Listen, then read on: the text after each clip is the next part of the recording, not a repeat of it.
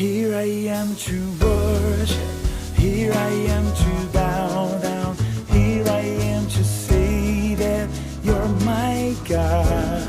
You're altogether lovely, altogether. 할렐루야. 오늘도 말씀과 동행하는 하루에 나오신 여러분들 축복하고 환영합니다. 11월 18일 목요일 한 번도 살아가 보지 못한 우리 하루, 말씀과 함께 승리하는 우리 하루가 되길 기대하며 우리 사도신경으로 우리의 신앙을 고백하도록 하겠습니다.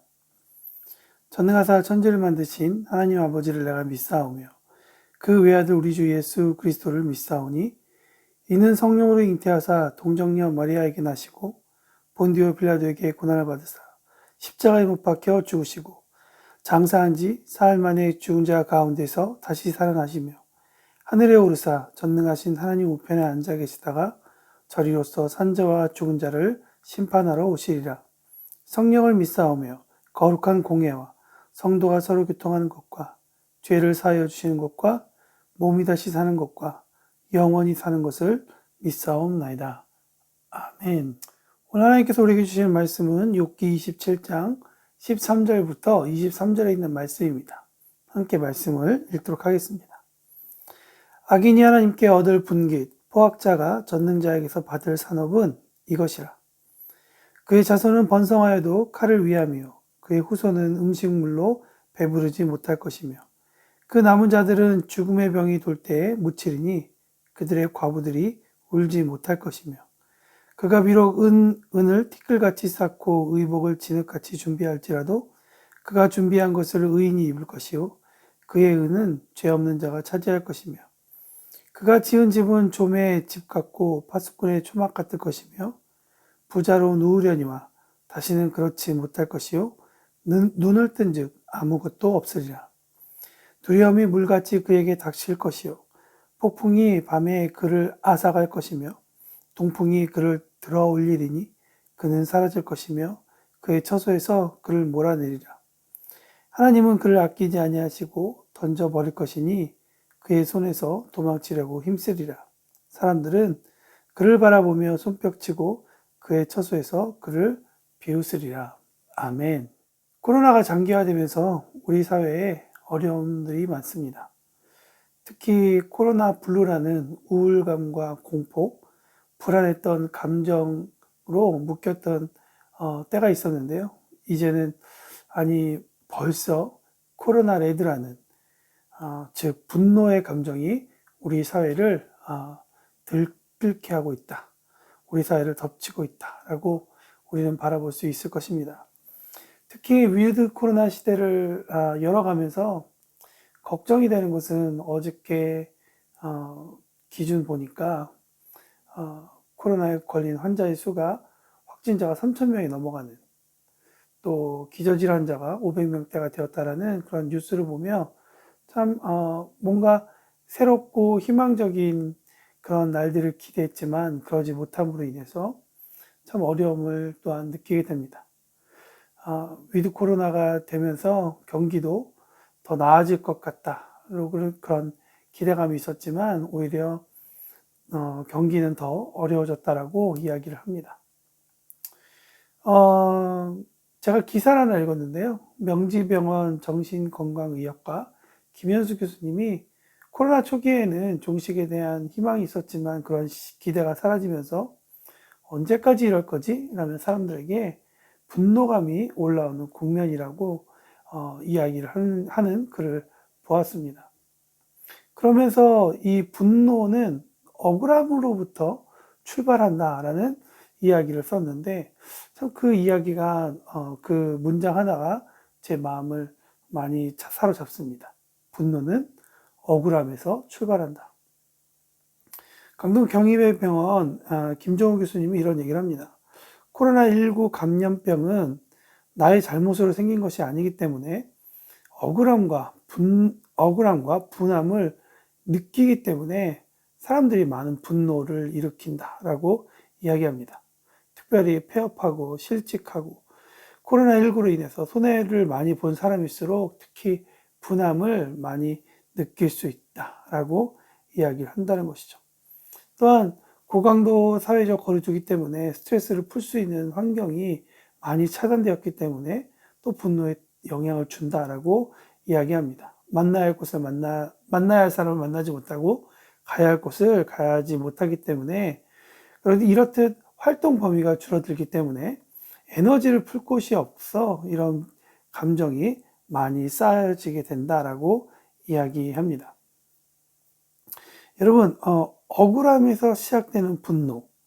그러니까 분노는 마음 먹은 대로 일이 되지 않거나 누명을 썼을 때 사람들이 느끼는 감정이라고 합니다. 특별히 사전적 의미에서 억울이라는 단어는 아무 잘못 없이 꾸중 들었거나 벌을 받음으로 인한 답답함과 분함이다 라고 정의하고 있습니다.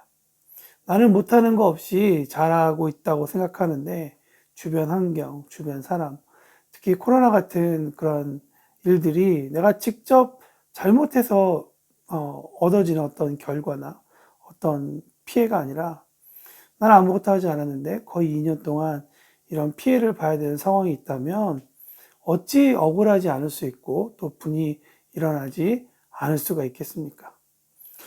오늘 본문 말씀을 보면서 욥 또한 욥의 억울함이 이런 분노의 절정으로 치닫고 있음을 우리는 보게 됩니다. 친구들과의 대화에서 시작된 가벼운, 어쩌면 자신의 이야기를 좀 나누고 싶었던 그런 대화가 자기 변호로 이어지고, 또한 이것이 이제는 자신은 고난을 당하고 있지만 왜 자신이 악인이 아닌지에 대해서 설명해 줄 뿐만 아니라 오늘은 악인에 대한 폭언까지 하는 모양으로 욥의 이야기를 볼 수가 있습니다. 저는 여기서 한 가지를 발견합니다. 뭐냐면 그동안 욥의 신앙에서 보이지 않았던 그런 욥의 한 가지 모습이 드러난다. 그것은 욥의 진짜 악함의 모습이라는 것이죠. 화도 없고 분도 내지 않을 것 같아 보였던 욥도 악인에게 폭언하고 악인을 향해서 저주하는 모습이 등장한다는 것이죠.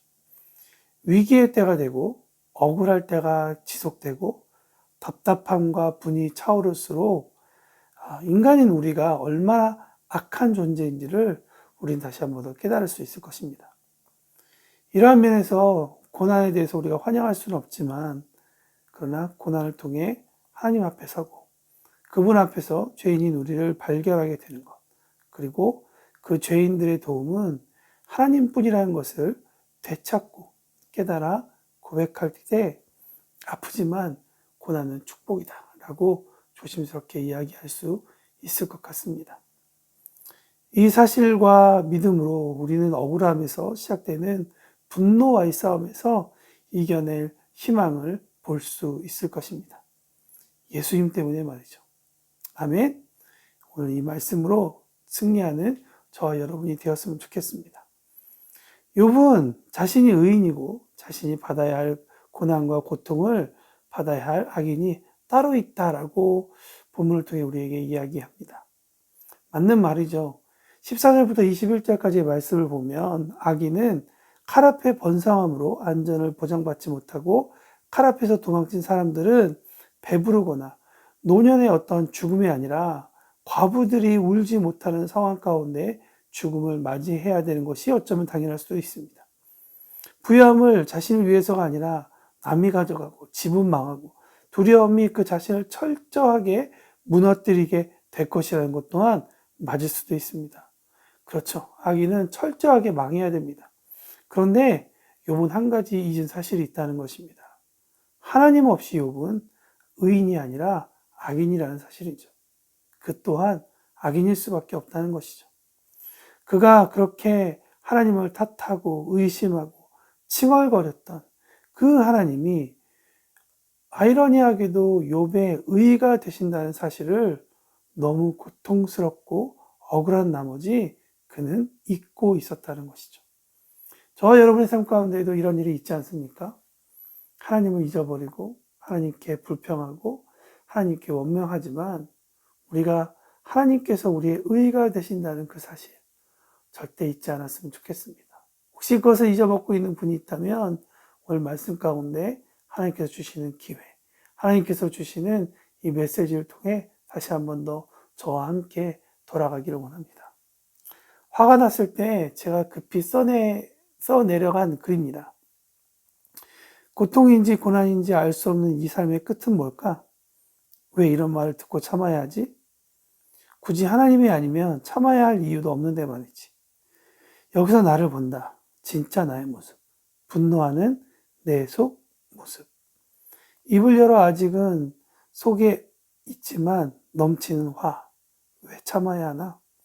머릿속에 그려지고 생각되어지는 대로 행동하면 분이 풀릴 것 같은데 왜 안 할까?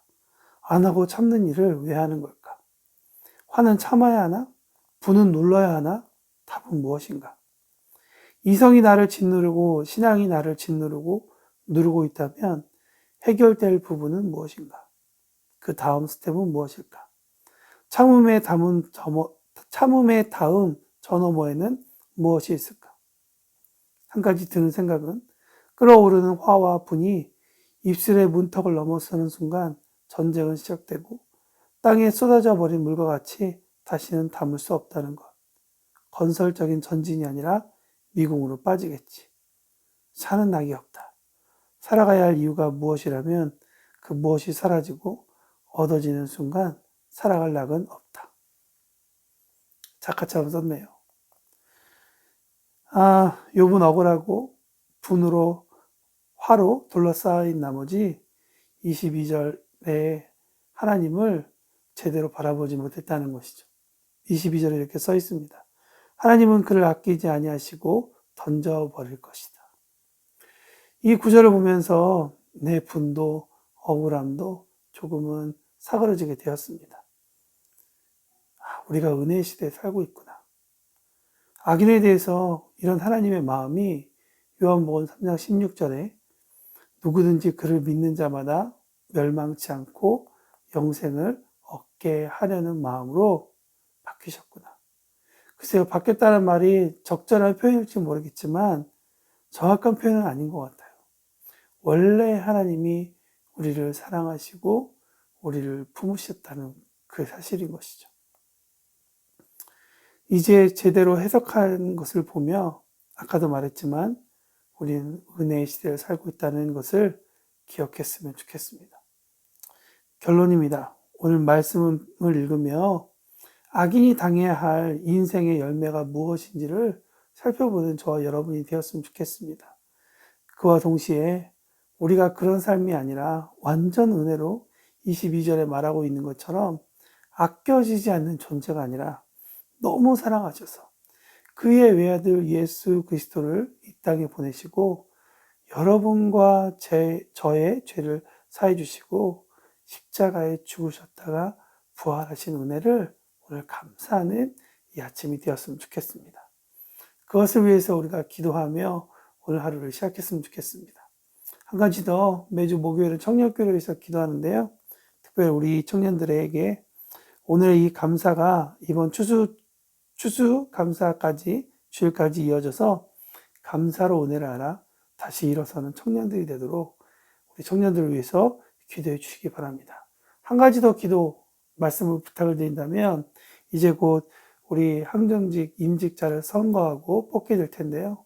하나님의 부르심에 자신의 감정과 이성이 드러나는 것이 아니라 하나님의 감동 가운데 순종하는 그런 후보자들이 일어나도록, 또한 그들을 서포트하고 그들을 위해서 어떤 사람이 정말 우리 교회를 위해 세워져야 할지 기도하며 잘 선거할 수 있도록, 그 모든 일 가운데 하나님께서 영광 받으시는 이 시즌이 될 수 있도록 우리 교회를 위해서 함께 기도해 주셨으면 좋겠습니다. 오늘도 기도하며 하루를 멋지게 여는 저와 여러분이 되기를 바랍니다. 축복합니다. 기도하겠습니다.